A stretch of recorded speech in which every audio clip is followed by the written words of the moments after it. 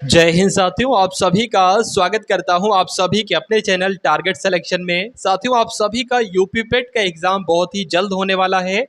तो अगर आपने साथियों यूपी पेट के एग्जाम से पहले इस वीडियो पर क्लिक किया है तो इस क्लास को आप लोग पूरा देखें। यानी कि इस क्लास में मैं आपको 100 भूगोल के प्रश्न कराने वाला हूं और जितने भी भूगोल के प्रश्न आपके एग्जाम में पूछे जाएंगे यूपी पेट के, तो यह समझ लीजिए साथियों, मेरा मानना है कि इन्हीं 100 क्वेश्चंस में से वो क्वेश्चंस होंगे जो भूगोल के होंगे। क्योंकि साथियों सभी किताबों का निचोड़ यहाँ पर आप लोग देखेंगे। सभी क्वेश्चन साथियों एवन यहाँ पर लाया हूँ अति महत्वपूर्ण आपके एग्जाम के लिए। तो क्लास में साथियों एंट्री करना तो बहुत आसान है, लेकिन क्लास को एंड तक देखना बहुत मुश्किल है। एंड तक जिसने देख लिया ना, तो ये समझ लीजिए कि परीक्षा आपकी फतेह हो जाएगी बड़े ही आराम से। तो भारत के किस राज्य में विश्व का सबसे बड़ा थोरियम का भंडार है? तो अगर बात करें साथियों थोरियम का भंडार कहां पर है विश्व का, तो केरल आपका राइट आंसर होगा। आंसर अगर आपका है साथियों ऑप्शन नंबर ए, तो बिल्कुल करेक्ट है। उसके बाद देखिए पश्चिम बंगाल की सीमाएं कितने देशों के साथ लगी हुई हैं? यानी कि जो पश्चिम बंगाल की सीमा है ना साथियों, अगर बात करें तो कितने देशों के साथ लगी हुई है? तो 3 देशों के साथ लगी हुई है, ये आपको ध्यान रखना है। आंसर आपका सी के साथ। कौन सा राजस्थान का मरुस्थलीय जिला नहीं है? देखिए अगर बात करें ना तो राजस्थान का मरुस्थलीय जिला चुरू भी है, जैसलमेर भी है और बाड़मेर भी है, लेकिन साथियों कोटा नहीं है। ये डिक्टो क्वेश्चन आपसे पूछा जाएगा, इसलिए आप लोग ध्यान रखेंगे। किस राज्य में सबरीमाला स्थित है? आपसे पूछा जा रहा है। तो सबरीमाला का जब जब जिक्र आएगा केरल का नाम सबसे पहले आएगा, क्योंकि सबरीमाला मंदिर साथियों केरल में स्थित है। उसके बाद देखिए भारत में किस राज्य की सबसे लंबी तटरेखा है? ये एग्जाम में कई बार प्रश्न पूछा जा चुका है। तो अगर बात करें साथियों गुजरात की सबसे लंबी तटरेखा है, तो बिल्कुल करेक्ट आंसर है आपका भी। बहुत बढ़िया, वेरी गुड क्लास। भारत में जैव विविधता की दृष्टि से धनी स्थान साथियों कौन सा है? तो अगर बात करते हैं साथियों कौन सा है, क्या इस क्वेश्चन का राइट आंसर होगा? तो पश्चिमी घाट अगर आपका उत्तर है ना, तो बिल्कुल करेक्ट हो जाता भाई। बहुत बढ़िया, वेरी गुड क्लास। साथियों इस चैनल को आप सभी लोग सब्सक्राइब कर लीजिए, क्योंकि यूपी पेट के एग्जाम से पहले वो कंटेंट आपको दिया जाएगा जिस कंटेंट को आपने अगर पढ़ लिया तो यूपी पेट में एक बेहतर परसेंटाइल से एग्जाम को क्रैक करेंगे, और उसके बाद जो भी आगामी भर्ती होगी उसमें लिस्ट में नाम सबसे पहले आपका ही होगा। ठीक है ना? तो भारत का कौन सा राज्य 3 ओर से बांग्लादेश से घिरा हुआ है? तो अगर बात करें कौन सा राज्य, अगर आपका उत्तर यहाँ पर ए है तो बिल्कुल करेक्ट है, यानी कि त्रिपुरा राज्य बांग्लादेश से 3 तरफ से घिरा हुआ है।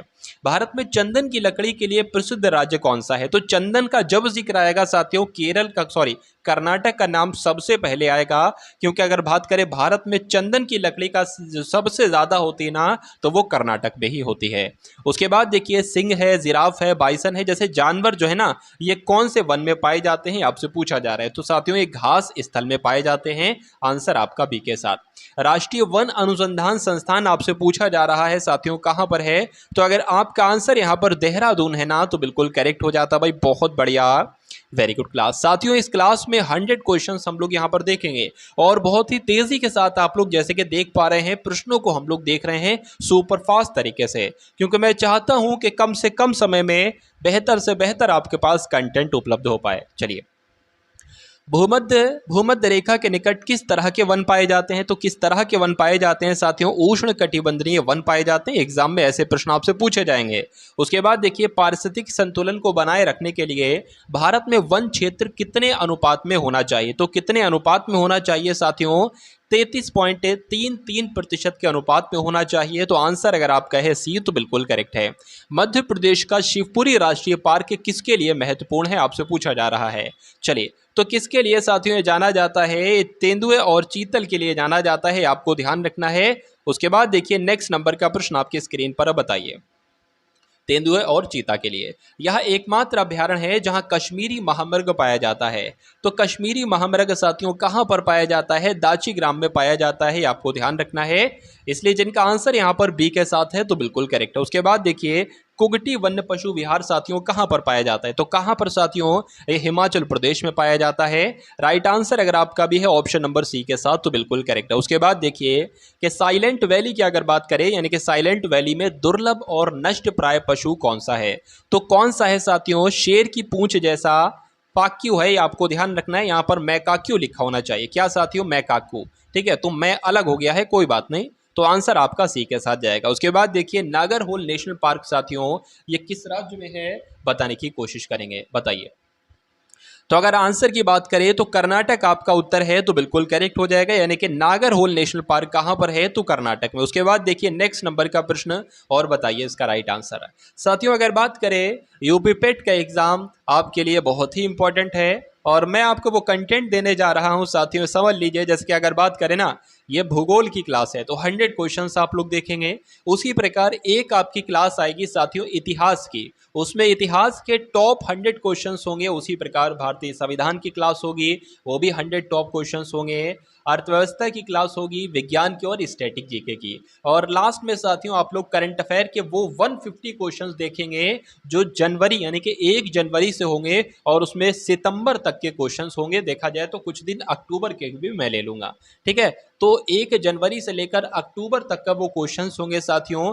उन 150 प्रश्नों को अगर आप देख लेते हैं तो मेरा मानना है कि एक सिंगल प्रश्न भी आपका करंट अफेयर का नहीं छूटेगा साथियों। और 10 प्रश्न आएंगे करंट अफेयर के, ये बात आपको ध्यान रखना है। स्टैटिक जीके के भी 10 क्वेश्चन आएंगे।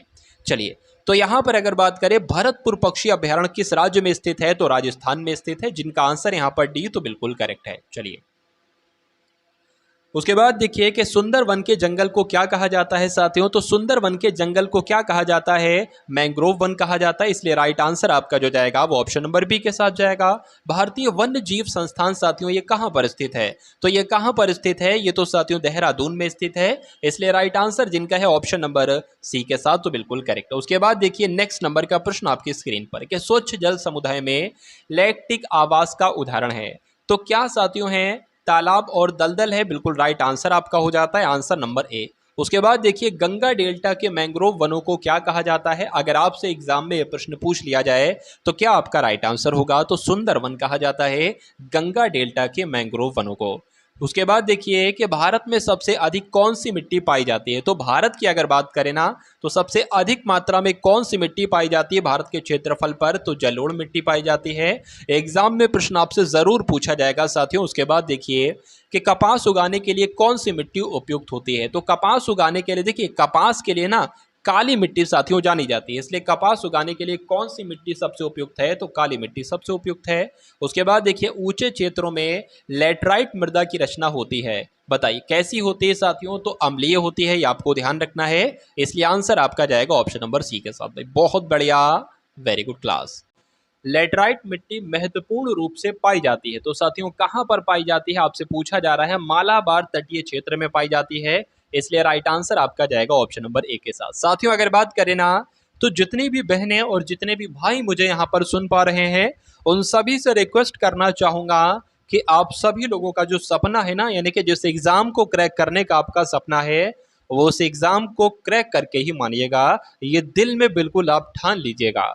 क्योंकि साथियों ये समझ लीजिए ये जो उम्र आपकी है ना, ये उम्र ये सबसे अच्छी उम्र आपकी है। और अगर ये उम्र एक बार चली जाएगी ना, पढ़ाई की उम्र अगर एक बार चली जाएगी ना, तो कोई आपका साथ नहीं देगा।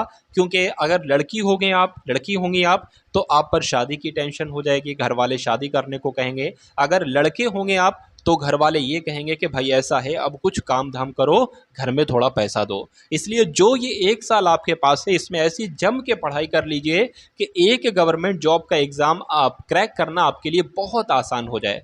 कम से कम साथियों जब तैयारी आपकी बिल्कुल चरम उत्कर्ष पर हो ना, तो कम से कम 4 से 5 एग्जाम आपको क्रैक करना है, लेकिन अंतिम रूप से वही सिलेक्ट करना है, उसके ही डीवी में जाना है ना, कि जो उस डीवी में जाना है जो आपके सपनों वाली जॉब हो, जिस जॉब में आपको इंटरेस्ट हो। ठीक है, अगर डीवी में चले जाएंगे ना या अंत तक चले जाएंगे ना तो एक सीट वहां पर बेकार हो जाएगी। चलिए तो खरीफ की फसल काटी जाती है साथियों, अगर बात करें तो कब काटी जाती है, नवंबर के प्रारंभ में काटी जाती है। इसलिए राइट आंसर आपका जाएगा ऑप्शन नंबर सी के साथ। लंबे रेशे फसलें कौन सी, लंबी रेशे वाली फसलें साथियों कौन सी आपसे पूछा जा रहा है, तो अगर बात करें कपास है और जूट है, आपको ध्यान रखने आंसर आपका ऑप्शन नंबर सी के साथ। दालचीनी पेड़ के किस भाग से एकत्रित की जाती है साथियों, आपसे पूछा जा रहा है। तो अगर बात करें कहां से की जाती है, तो छाल से निकाली जाती है दालचीनी, आप लोगों ने देखी होगी। सागौन बहुत ज्यादा मात्रा में कहां पर पैदा किया जाता है साथियों, तो आप लोग ध्यान रखिएंगे मध्य भारत में किया जाता है, आंसर आपका ऑप्शन नंबर सी के साथ। मसालों का बगीचा की अगर बात करें ना तो उपनाम से किस राज्य प्रसिद्ध, यानी कि किसको मसालों का बगीचा कहा जाता है, तो किसको कहा जाता है साथियों, केरल को कहा जाता है। उसके बाद देखिए किस राज्य को भारतवर्ष का चीनी का कटोरा कहा जाता है। तो आप सभी लोगों को मालूम होना चाहिए उत्तर प्रदेश को साथियों चीनी का कटोरा कहा जाता है। अगर बात करें चावल का कटोरा किसे कहा जाता है, एक बार कमेंट सेक्शन में आप लोग बताएंगे। भारत में गेहूं का सबसे बड़ा उत्पादक राज्य कौन सा है? तो गेहूं का सबसे बड़ा उत्पादक राज्य कौन सा है साथियों? उत्तर प्रदेश है। ये गन्ने का भी सबसे बड़ा उत्पादक राज्य है। त्रिवेणी नहर में किस नदी से पानी आता है? तो अगर बात करें साथियों त्रिवेणी नहर में किस नदी से पानी आता है, तो गंडक नदी से पानी आता है। ये आपको ध्यान रखना है। आंसर आपका जाएगा ऑप्शन नंबर सी के साथ। भाई बहुत बढ़िया, वेरी गुड क्लास। भारत में किस राज्य को भारत का चावल का कटोरा कहा जाता है? भारत का चावल का कटोरा साथियों किसे कहा जाता है, ये आपसे पूछा जा रहा है। तो अगर बात करें ना तो छत्तीसगढ़ को कहा जाता है, इसलिए आंसर आपका यहाँ पर से कोई नहीं होगा, छत्तीसगढ़ आप लोग ध्यान रखेंगे। गन्ने का अधिकतम उत्पादन करने वाला प्रदेश कौन सा है साथियों? गन्ने का अधिकतम उत्पादन करने वाला प्रदेश कौन सा है? तो उत्तर प्रदेश है। ये बात भी मैंने आपको बताई थी। उसके बाद देखिए किस पेड़ से हम कुनैन प्राप्त करते हैं? तो किस पेड़ से साथियों कुनैन प्राप्त करते हैं? सिनकोना पेड़ से हम कुनैन प्राप्त करते हैं, इसलिए राइट आंसर आपका ऑप्शन नंबर बी हो जाता है। भारत में ईख कितने माह में परिपक्व हो जाती है? तो कितने महीने लगते हैं साथियों, ये आपसे पूछा जा रहा है। तो 1 साल का समय लगता है, यानी कि 12 महीनों का समय लगता है, ये आप लोग ध्यान रखेंगे। भारत का सर्वाधिक पटसन उत्पादक राज्य कौन सा है साथियों, ये आपसे पूछा जा रहा है।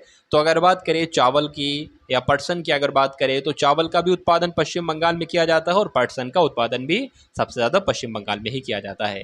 भारत में जूट का सर्वाधिक क्षेत्रफल किस राज्य में पाया जाता है? तो जूट की बात करते हैं तब भी पश्चिम बंगाल का नाम सामने आता है, चावल की बात करें या पटसन की बात करें।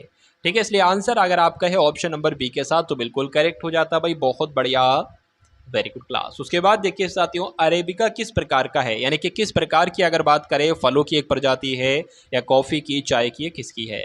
तो यहाँ पर आप लोग ध्यान रखेंगे अरेबिका जो है ना साथियों ये कॉफ़ी की एक प्रजाति है और रोबस्टा जो है ये भी कॉफ़ी की एक प्रजाति है। उसके बाद देखिए कुफरी चमत्कार किस फसल की प्रजाति का नाम है, बताइए। तो अगर बात करें आलू की एक फसल का प्रकार है साथियों, प्रजाति है ये इसकी कुफरी चमत्कार, ये आप लोग ध्यान रखेंगे, एग्जाम में आपसे पूछा जा सकता है। कॉफ़ी किस क्षेत्र का पौधा होता है, बताइए। कॉफ़ी किस क्षेत्र का पौधा होता है साथियों? तो उष्ण कटिबंधीय झाड़ीदार क्षेत्र का पौधा होता है, ये आप लोग ध्यान रखेंगे। आंसर आपका जाएगा ऑप्शन नंबर ए के साथ। भारत में काजू उत्पादन में मुख्यतः राज्य कौन सा है, बताइए। तो भारत में काजू उत्पादन की अगर बात करें ना साथियों तो मुख्य रूप से किस राज्य का नाम पहले आता है? तो केरल का नाम पहले आता है, ये आपको ध्यान रखना है। मसाला पदार्थ का कौन सा है जो जड़ों से प्राप्त होता है, बताइए। चलिए, क्या इस क्वेश्चन का साथियों राइट आंसर हो सकता है, आपसे पूछा जा रहा है। तो हल्दी इस प्रश्न का बिल्कुल सही उत्तर है और जिनका आंसर यहाँ पर साथियों ऑप्शन नंबर सी है तो बिल्कुल करेक्ट है। उसके बाद देखिए साथियों कौन सा राज्य शहतूत कीट पालन में अग्रणी है? तो शहतूत कीट पालन का सबसे ज्यादा साथियों अगर बात करें पहले नंबर पर कौन सा राज्य है? तो कर्नाटक है, ये आपको ध्यान रखना है साथियों, इसलिए आंसर आपका जाएगा ऑप्शन नंबर बी के साथ। किस राज्य में गेहूं का प्रचुर मात्रा में उत्पादन किया जाता है? तो इस क्वेश्चन का राइट आंसर मैं आपको बता चुका हूं साथियों, उत्तर प्रदेश अगर आपका उत्तर है ना तो बिल्कुल करेक्ट हो जाता है। चीनी का प्रमुख उत्पादक देश कौन सा है? यानी कि चीनी की अगर बात करें ना उत्पादन सबसे अधिक कहां पर किया जाता है? तो अपने भारत में ही किया जाता है, इसलिए जिनका आंसर यहाँ पर है ऑप्शन नंबर सी के साथ तो बिल्कुल करेक्ट। भाई बहुत बढ़िया, वेरी गुड क्लास। भारत में उगाई जाने वाली अधिकतर कॉफी की किस्म कौन सी है, बताइए। अभी मैंने आपको बताया था कॉफी की प्रजातियों के बारे में, अरेबिका और रोबस्टा। अब यहाँ पर साथियों आपसे जो प्रश्न पूछा जा रहा है उसका राइट आंसर भी हो जाएगा अरेबिका, यानी कि भारत में उगाई जाने वाली अधिकतर कॉफी की किस्म का नाम जो है ना वो अरेबिका ही है। इस प्रकार जिनका आंसर यहाँ पर ऑप्शन नंबर सी है तो बिल्कुल करेक्ट है। उसके बाद देखिए हापुस आम का मूल स्थान कौन सा है, बताइए। तो कौन सा है साथियों? रत्नागिरी है, ये आपको ध्यान रखना है। आंसर आपका जाएगा ऑप्शन नंबर ए के साथ। तो अगर बात करें साथियों ये इस वीडियो का पार्ट 1 था। पार्ट 2 को देखने के लिए साथियों चैनल को सब्सक्राइब करेंगे, बेल आइकन पर क्लिक करेंगे। एक बार बताइएगा साथियों ये क्लास आपको कैसी लगी, कमेंट सेक्शन में आप लोग कमेंट कीजिएगा क्लास आपको कैसी लगी। और साथियों जो मैंने आपको क्लासेस बताई है ना कि इतिहास की भूगोल की तो हो गई, एक पार्ट और बचा है, उसी प्रकार संविधान की, अर्थव्यवस्था की, विज्ञान की, स्टैटिक जीके की और करंट अफेयर की, इन सभी के 100 क्वेश्चंस की क्लास में आपको देने वाला हूं साथियों। आप लोग सब्सक्राइब करके बेल आइकन पर क्लिक कर लेंगे ना तो वो क्लासेस आप लोगों को मिल जाएगी। जैसे ही अपलोड होगी तो तुरंत आपके पास नोटिफिकेशन पहुंच जाएगा, इसलिए साथियों बेल आइकन होगा उस पर करके साथियों ऑल पर क्लिक कर लीजिएगा, आपको मालूम पड़ जाएगा जैसे क्लास अपलोड होगी। आप सभी लोगों से एक रिक्वेस्ट भी है साथियों कि इस वीडियो को आप सभी लोग एक बार लाइक कीजिएगा, एक बार शेयर कीजिएगा और बताइएगा क्लास आपको कैसी लगी। तो मिलते हैं हम सभी लोग आने वाली वीडियो में। जय हिंद साथियों।